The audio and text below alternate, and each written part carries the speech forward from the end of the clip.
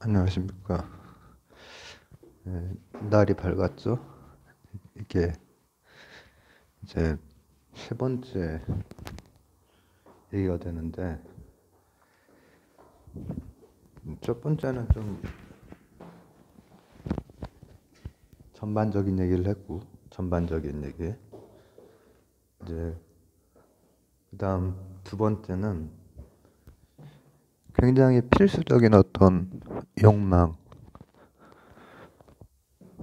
식욕, 수면욕, 그리고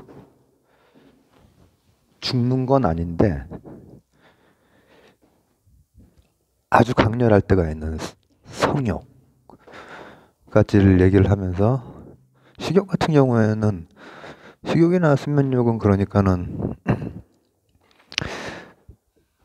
그게 이제 그것과 결합된 뭐 제욕이 됐건, 사실 그 여러 그 단계의 욕구들은 따로 떨어져 있는 것 같진 않아요. 예를 들면 성욕 같은 것도 제가 아까 그 새벽에 말했듯이, 아침에 말했듯이, 권력욕, 재력이랑 성욕이랑은 굉장히 가깝다고 하는 걸 뉴스에서 많이 우린 알 수 있잖아요. 그 굉장히, 아유 이건 말하기가 좀 그렇다. 어쨌든 굉장히 재력이 그 저기 한 사람들 보면은 이제 성욕, 서로 원하는 게 아닌 뭐 실제로 뭐 매춘이 됐건, 아니면은 또 그거보다 더 어떤 피해를 주는 방식이 됐건, 권력자들 중에서, 정치나 경제 권력자들 중에서 그런 경우가 동서고금에 많이 있죠. 근데 오늘날 근데 이제 저번에 이제 마무리된 게 오리겐이었어요. 오리게네스라고 하는 분은 이제 거기에 대해서, 그러니까 그런 사람들도 일부 있어요. 정말로 굉장히 뭐랄까, 자기 성찰적인 그런 사람들, 그리고 뭐 다른 제가 이제 얘기했던 좀 파괴에 가까운 그런 분들도 다 나름대로 깊이 있는 깨달음이 있지만, 저는 이제 그런 분들보다도 그 막 고민하면서 이거 여기 내가 이걸 어떻게 해야 되지? 여기서 완전히 벗어나고 싶은데 이런 분들한테 또 마음이 가요. 근데 이제 성경을 작구적으로, 성경의 전체 맥락이 아닌 작구적으로 해석을 해서 천당을 위한 것을 한 분이죠. 그래서 이제 거기까지 저번 시간에 왔죠. 그럼 이제 오늘은 거기에 대한 추가적인 어떤 대안이랄까, 아니면 제 생각에서부터 해서 그 이후에 재력, 권력욕, 그런 욕망들, 우리는 그 청동기 이전까지는 계급 분화가 안 됐다고 뭐 이렇게 추론들을 이제 하고 하는데, 그건 잘 모르죠. 계급까지는 아니어도 어떤 권위가 있었을 것 같고, 왜냐면 우리가 무리 생활에서 시족, 그 다음 부족 이렇게 왔을 거기 때문에, 그 안에서 결국은 개체 보존과 번식을 위한, 다른 동물들과 거의 비슷하다면은, 똑같죠. 사실 똑같은 게 좀 복잡하게 이렇게 전개되고, 특히 두뇌 피질의 그 발달에 의해서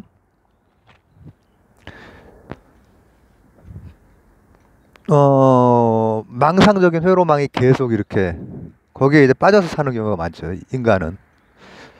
근데 권력욕이나 재력이나 이런 것도 개체 보존과, 그러니까 서식지, 짝짓기, 먹이, 이 경쟁에서 재력과 권력욕이, 그게 있으면 굉장히 좋기 때문에 하는 거야.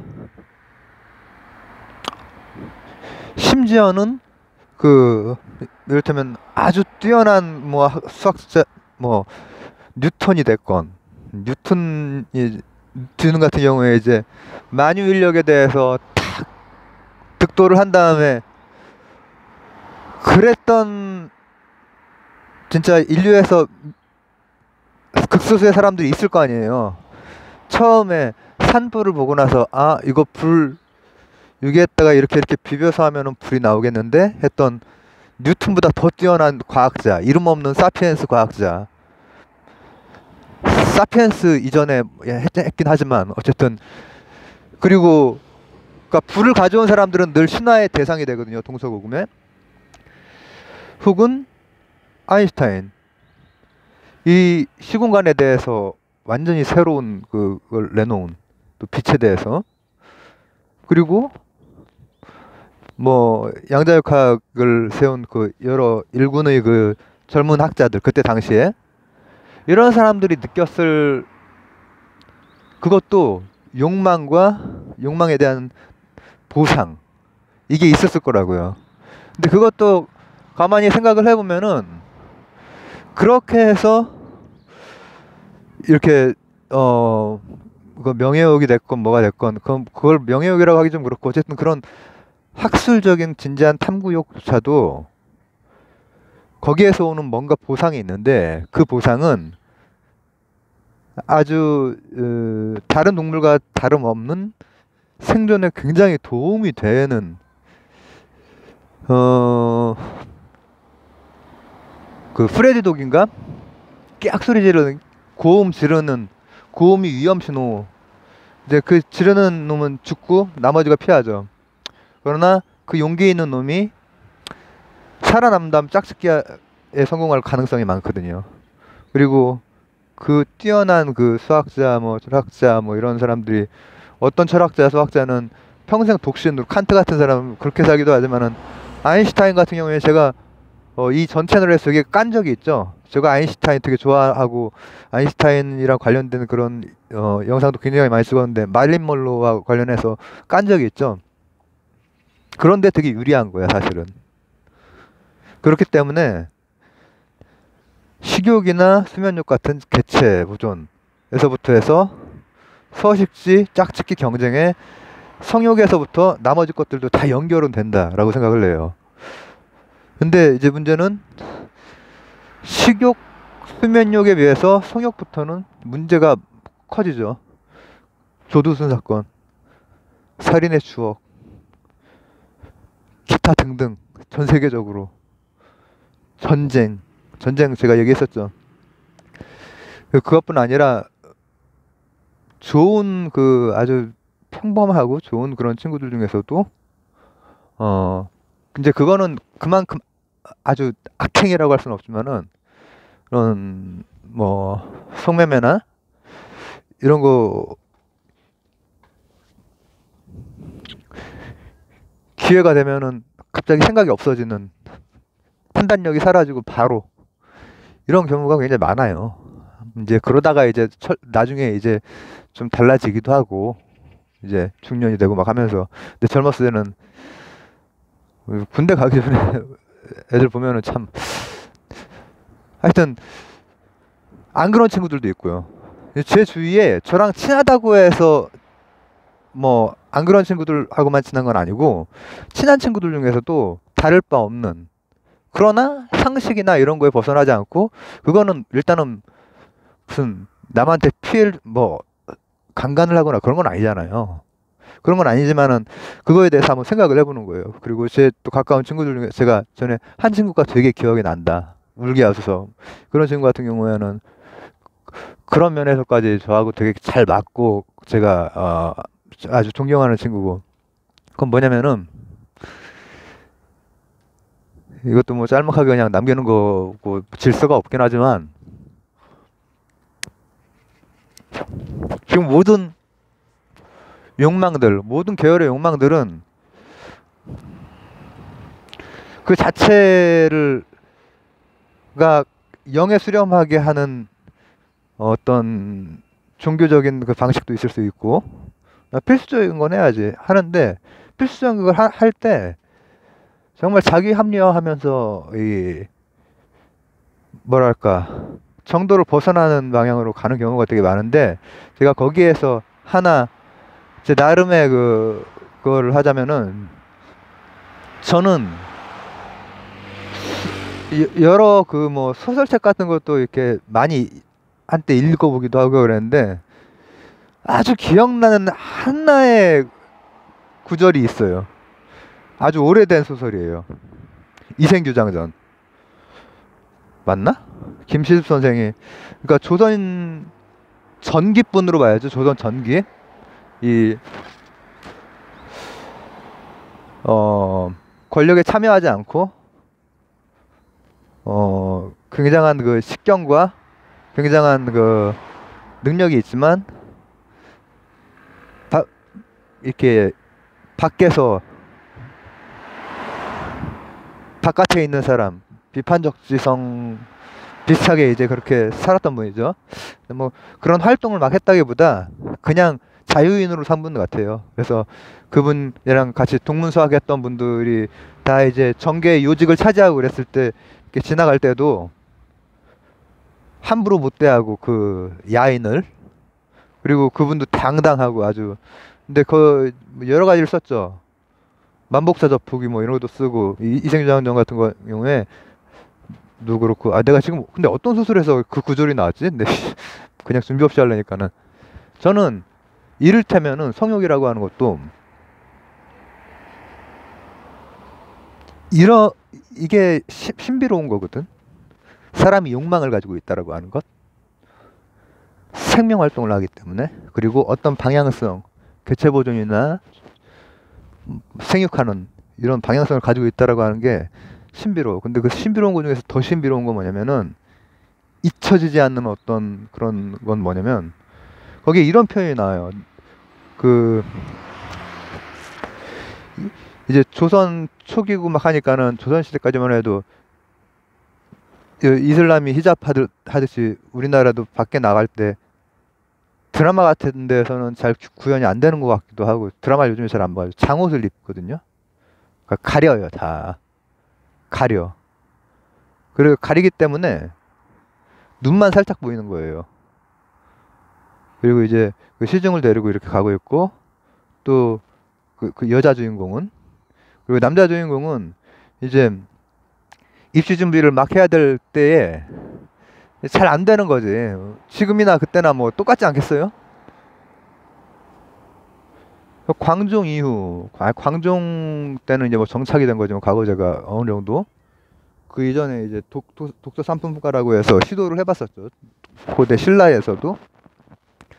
그때 이후로 우리나라는 입시 혹은 무슨 고시, 이게 아주 중요하죠. 근데 그래서 이제 밖에도 이렇게 나오고 뭐 술도 한잔하고 이제 막 하는 거예요. 근데 그러다가 지나가다가 어느 날 그 각 주인공 남녀가 이렇게 딱 마주치는 그 순간이 묘사된 게 어떻게 되어 있냐면은, 두 쌍의 별이 반짝이며 마주쳤다라는 그런 식으로 묘사가 되어 있는. 그거는 제가 입시 때문에 예전에 읽은 거죠. 그러니까 거의 30년 정도 지난 구절인데, 그게 문득문득 생각이 많이 나요. 아, 그게 이를테면 우리가 가지고 있는 욕망에서도 의미의 아주 핵심 중에 핵심이구나. 그 양반은 참 대단한 분이다. 대단한 분이다. 제가 그 소설을 이렇게 쓴 중에서 좀 대단하다고 생각하는 분이 이제 그분이라든지, 아니면은 그 서포 김만중 선생도 그 구호문 같은 경우에 아주 참 대단한 소설이라고 생각을 하는데, 근데 그게 바로 변형되거나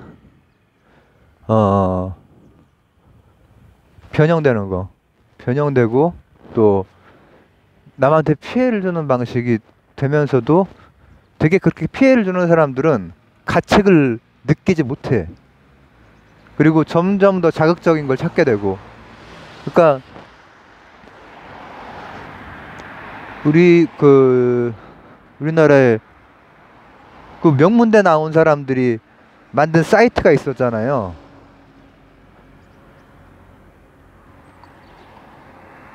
거기에서부터 시작해서 최근에 텔레그램까지 그런 표륜과 표륜 요거에 대해서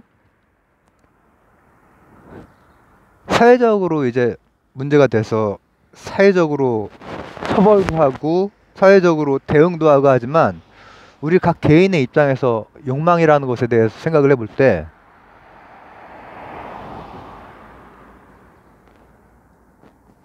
텔레그램 문제나 이런 거는 그런 거에 대해서도 이제 뭐 이게 다 나중에 얘기를 할까? 그것도 이제 얘기할 부분이 굉장히 많거든요. 또 지금 달라진 그 문화 거기에서 텔레그램의 그런 가해자, 피해자 이런 것도 있지만은 요즘엔 텔레그램뿐 아니라 이, 이 채팅 앱 같은 게 많이 있는 것 같아요.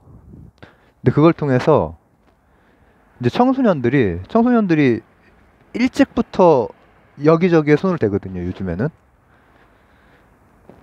우리 때도 양아치들이 있었지만은 그 오프라인에서 하던 짓을 오프라인에서 뭐 지저분한 그런 것들 많이 있잖아요. 근데 온라인으로 오면서는 더 조금하게 더 많이 더 보편적으로 성매매나 이런 거 그렇게 한 다음에 이제 그 성매매에 온 그 남성을 협박하고 막 이런 것도 또 다른 한면으로 일면으로 있거든요. 그리고 청소년들 중에서 그 도박에 손대는 청소년들도 굉장히 많고 예전이랑 달라요. 우리 때는 최소한 도박에는 그렇게 많이 없었던 것 같아요. 짤짤이 같은 거 했지. 홀짝홀짝 이거 교과서랜다.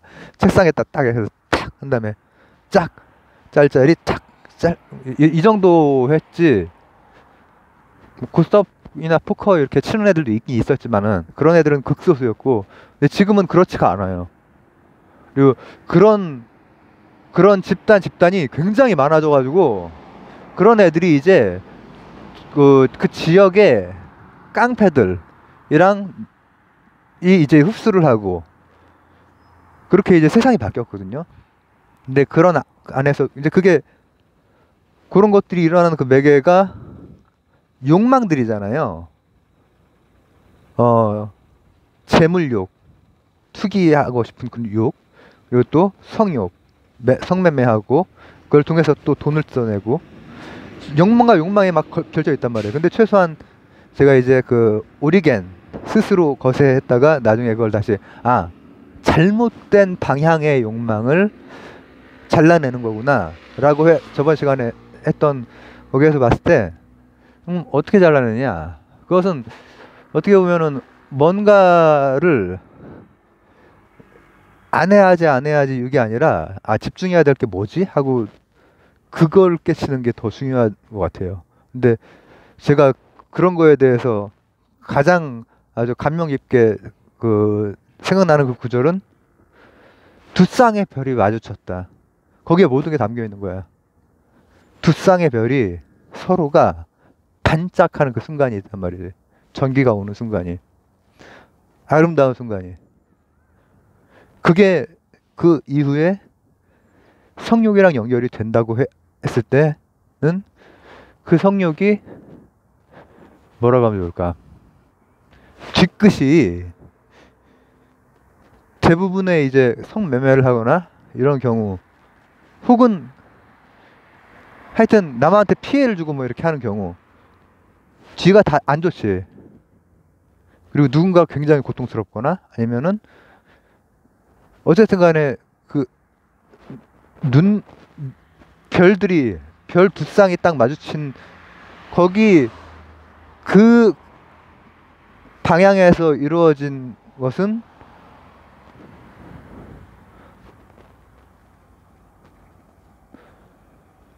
뭐라고 하면 좋을까? 뒤끝에 허무하고 쓰라리고 그런 게 아니란 말이죠. 그래서 욕망에 대해서 생각해 봤을 때 일단 가장 기본적인 식세계 욕구, 수면 욕구를 포함해서에 대해서 지금 좀 한번 생각을 해봤고, 그 이후에 이제 재력, 명예욕 이런 것은 다음 시간에 해보도록 하겠습니다. 감사합니다.